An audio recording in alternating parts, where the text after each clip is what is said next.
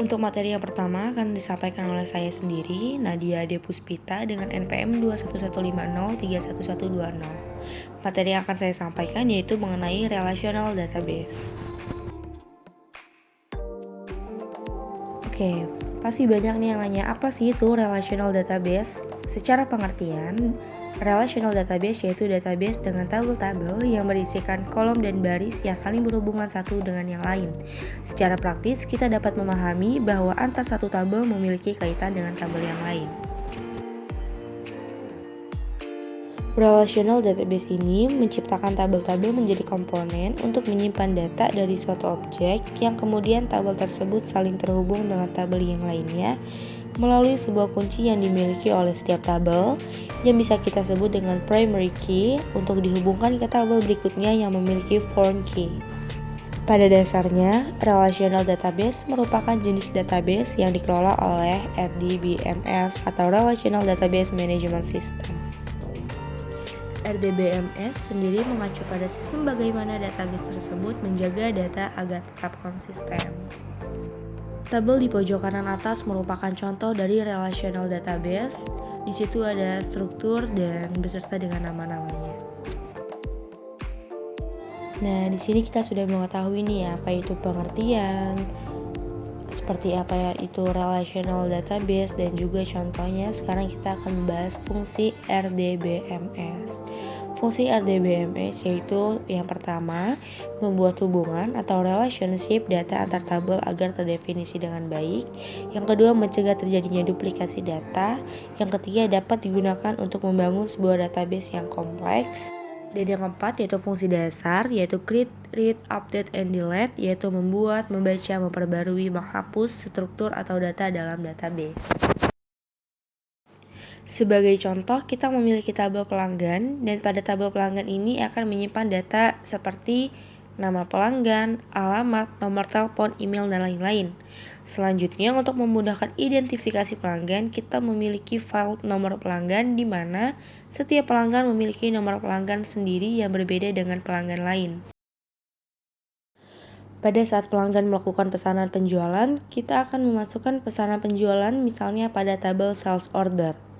Dan pada tabel sales order ini tentu harus menunjuk ke suatu pelanggan. Dan di mana untuk kepentingan ini maka pada tabel sales order akan memiliki file nomor pelanggan. Nomor pelanggan inilah yang menghubungkan antara tabel sales order dan tabel pelanggan. Nah, untuk melakukan manajemen terhadap relational database ini, kita dapat menggunakan bahasa SQL.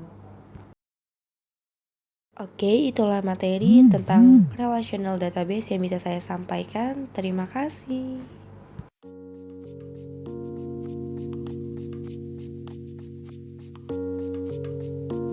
Evolusi database dimulai pada tahun 1960, di mana database tipe pertama flat file database dibuat. Di sini, data disimpan di simple files seperti CV files atau fixed length files.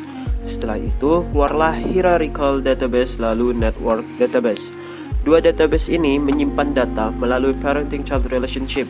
Tetapi kedua database ini tidak mampu untuk menyimpan data relationship yang kompleks. Saat ini terdapat dua tipe database yang populer. Yang pertama relational database, yang kedua non-relational database. Berdasarkan jumlah penggunaan, lebih dari 74% database yang digunakan saat ini adalah relational database. Tapi karena penggunaan data yang meningkat pesat selama dekade terakhir, terutama karena platform media sosial, non-relational database menjadi sangat populer. Namun, perusahaan-perusahaan besar saat ini yang menyimpan data terkait jutaan pengguna setiap hari umumnya menggunakan kombinasi dari relational database dan non-relational database, karena kedua database ini sangat populer dan banyak kegunaannya. Contoh untuk relational database adalah Oracle dan untuk non-relational database adalah MongoDB. Pertama, relational database. Dalam database relational, data disimpan melalui kumpulan data. Tabel ini terkait satu sama lain. Setiap tabel terdapat kolom dan baris. Setiap kolom juga mempunyai nama dan data type. Data type disebut juga data rule yang dikaitkan ke setiap kolom. hanya data yang memenuhi data rule yang dapat dimasukkan ke dalam kolom tertentu. Sebuah baris atau row dapat diperlakukan sebagai record yang dibentuk oleh satu atau beberapa kolom. Lalu, bagaimana database relational bekerja? Informasi tersebar di beberapa tabel yang terkait satu sama lain sehingga menggunakan hubungan tabel dapat dilakukan untuk mengambil data dari tabel yang berbeda.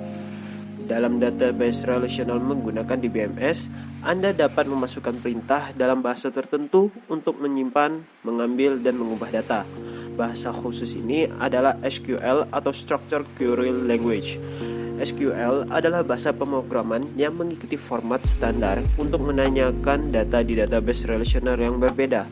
Sebagian besar lembaga keuangan seperti bank atau perusahaan asuransi menggunakan database relational.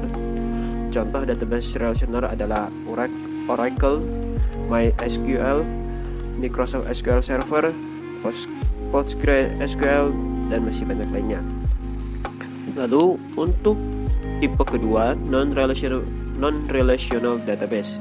Ketika masuk ke basis data non-relational ini, ada beberapa kategori basis data seperti key values database, document database, graph database, wide column database, search engine database, time series database, dan masih banyak lainnya.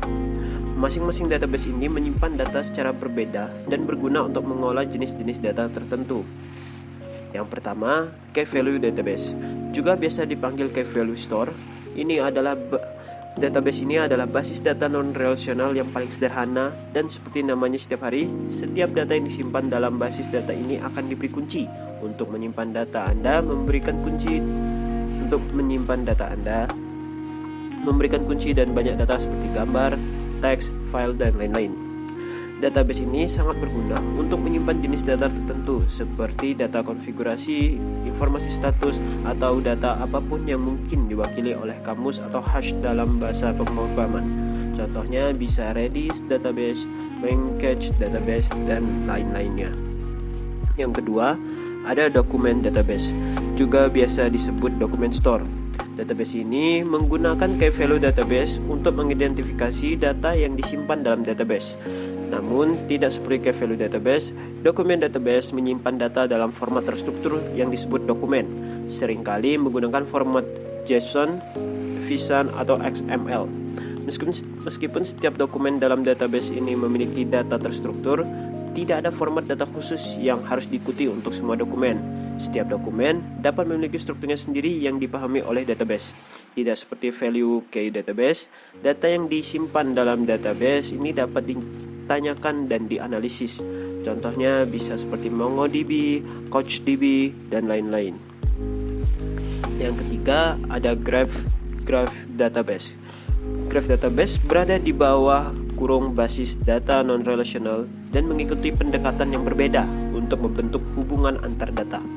Daripada menggunakan tabel dan kunci asing untuk membentuk relasi, database graph membentuk relasi dengan menggunakan nodes, edge, dan properties. Data diwakili melalui nodes individu dan setiap nodes dapat memiliki beberapa properti. Antara nodes, edge, atau relationship didirikan untuk mewakili berbagai jenis koneksi. Oleh karena itu, dalam basis data grafik, data disimpan sebagai nodes dan relationships diwakili melalui edge. Jika Anda bekerja dengan data di mana hubungan atau koneksi antar data paling penting, maka basis data grafik adalah pilihan yang tepat. Basis data graph berguna saat mencari pola tertentu seperti deteksi penipuan melalui transaksi pencucian uang dan lain-lain. Yang keempat, wide column database, juga disebut column family database. Wide column database menyimpan data menggunakan baris dan kolom, tetapi tidak menggunakan tabel. Alih-alih tabel, mereka menggunakan struktur yang disebut sebagai keluarga kolom atau column families. Keluarga kolom berisi baris data di mana setiap baris memiliki struktur atau skemanya sendiri. Setiap baris terdiri dari pengidentifikasi baris unik dan kumpulan nama dan nilai kolom. Setiap baris dapat memiliki jumlah kolom yang berbeda dengan tipe data yang berbeda. Contohnya bisa Cassandra, HBase, dan lain-lainnya. Terima kasih dari saya. Oke, sekarang kita masuk ke pengertian network. Apa sih itu network? Nah, network atau jaringan ini adalah sekelompok komputer yang terhubung yang bisa saling berbagi sumber daya seperti modem atau printer dan juga data. Nah, network dapat menghubungkan setiap perangkat untuk bisa saling terhubung satu sama lainnya, sehingga bisa mengirim informasi ke sasarannya. Nah, network ini merupakan cara yang sangat berguna untuk mengintegrasikan sistem informasi dan menyalurkan arus informasi dari satu area ke area lainnya. Nah, di sini adalah tujuan adanya network. Nah, yang pertama yaitu memungkinkan manajemen sumber daya lebih efisien. Dua, membantu mempertahankan informasi agar tetap andal dan up to date. Yang ketiga, membantu mempercepat proses berbagi data atau data sharing. Yang keempat, memungkinkan kelompok kerja berkomunikasi dengan lebih efisien. Dan yang terakhir yaitu membantu usaha dalam melayani klien mereka secara lebih efektif. Selanjutnya, karakteristik network. Berdasarkan geografis, network terbagi menjadi 3, yaitu 1. Jaringan wilayah lokal atau local access network. 2. Jaringan wilayah metropolitan atau metropolitan access network. Yang ketiga ada jaringan wilayah luas atau wide access network. Nah, berdasarkan fungsi terbagi menjadi 2, yaitu jaringan client server dan jaringan ujung ke ujung.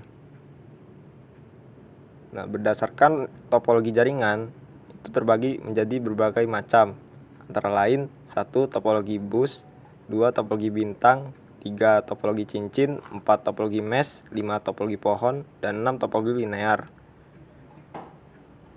Berdasarkan distribusi sumber informasi terbagi menjadi 2, yaitu jaringan terpusat dan jaringan bolak-balik. Nah, berdasarkan media transmisi data terbagi menjadi 2 juga, antara lain jaringan kabel atau wired network dan jaringan kabel atau wireless network. Assalamualaikum warahmatullahi wabarakatuh. Perkenalkan, nama saya Aditya Pratama, NPM 2115031119. Di sini saya akan menjelaskan konsep internet. Pengertian internet. Internet singkatan dari Interconnected Network. Internet adalah jaringan komunikasi global yang menghubungkan komputer dan jaringan komputer di seluruh dunia. Komputer dan jaringan dengan berbagai platform yang punya perbedaan dan ciri khas masing-masing. Yang pertama itu unik, Linux, Windows, Mac, dan lain-lain. Bertukar informasi dengan sebuah protokol standar yang dikenal dengan juga nama TCP atau IP. Singkatan dari TCP itu Transmission Control Protocol, IP itu Internet Protocol. TCP dan IP tersusun atas 4 layer. Yang pertama itu network access, internet, host to host, transport, dan aplikasi yang memiliki protokol sendiri-sendiri. Ada pula sejarah perkembangan internet.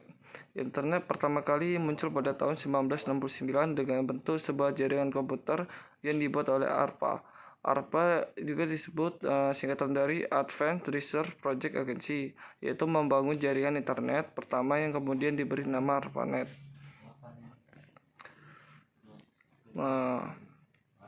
Internet juga mempunyai 3 konsep dasar. Yang pertama itu URL, Uniform Resource Locator, yaitu adalah salah satu konsep dasar internet yang dimana URL merupakan suatu sarana yang digunakan untuk menentukan lokasi informasi pada suatu server.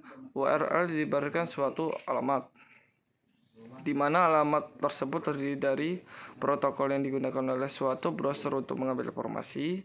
Yang kedua itu nama komputer di mana informasi tersebut tersedia. Yang ketiga nama file dari suatu informasi. Yang kedua itu konsep internet protokol transfer. Protokol transfer adalah salah satu konsep dasar internet, di mana protokol transfer merupakan suatu protokol yang digunakan untuk pengiriman informasi di internet. Contohnya itu kayak HTTP.